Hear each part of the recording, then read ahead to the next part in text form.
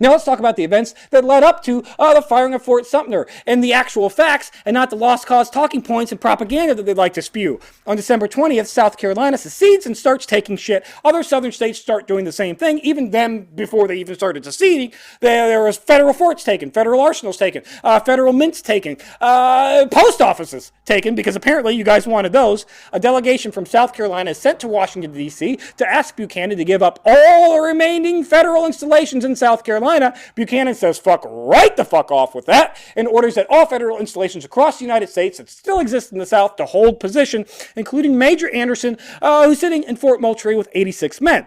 On December 26th, Anderson is looking at the fort going, I know I was told to stay put, but all my guns are pointed out to sea. I've got no way to move those guns to the rear of me, and I've got a bunch of dirty rebels that are gathering up behind me that are ready to hit me from behind. I don't like that. So he takes all of his 86 men, puts them on a boat from a federally owned island to another federally owned island that contains Fort Sumter. South Carolinians, they don't like that. They get all grumpy. They're like, oh, we like to take people up from the behind, and you prevented us from doing that. Now you're in a better defended fort, so we don't like that. We wanted to take your shit. By the way, they also do take Fort Moultrie, Castle Pinckney, and Fort Johnson all around the same time frame. On January 5th, Buchanan orders that the Star of the West bring food, supplies, and reinforcements to Fort Sumter. Buchanan, not Lincoln, does that. On January 9th, the boat is fired upon and hit by Confederate cadets from the Citadel. This should have been an active war, but Buchanan is a lame duck at this point and doesn't want to start a war, wants to kick that can on down the road, so lets the whole damn thing slide.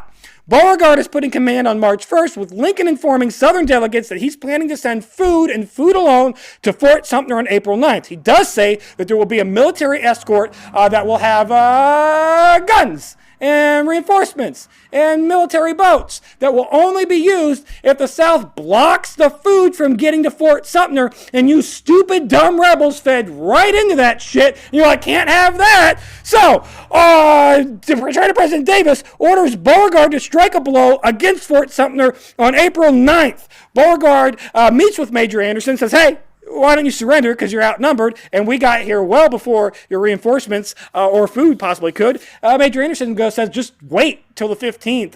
I'm out of food by the 15th. I'll probably surrender on the 15th when I'll be completely out of food. But Beauregard and Davis go, not good enough. And on April 12th at 4:30 in the morning, they open fire on the fucking fort, starting the whole goddamn war. Oh, by the way, the first dude that they asked to open fire was like, I'm not going to go down in history as being the one who started this shit. So he kicks that can on down the road. But don't worry, there are plenty of South Carolinians that are like, let's light this powder keg up. Which they do. Major Anderson, by the way, 2 hours go by of the Confederates firing on Fort Sumter for 2 hours before Major Anderson fires the first shot in defense back. 2 hours of being shelled. I don't know how much more restraint that you could ask for from the federal government before you just stop. It'd be like somebody coming into your house and starting to take shit and then popping off rounds in the middle of your living room and you being okay with that for 2 goddamn hours. You guys are full of shit.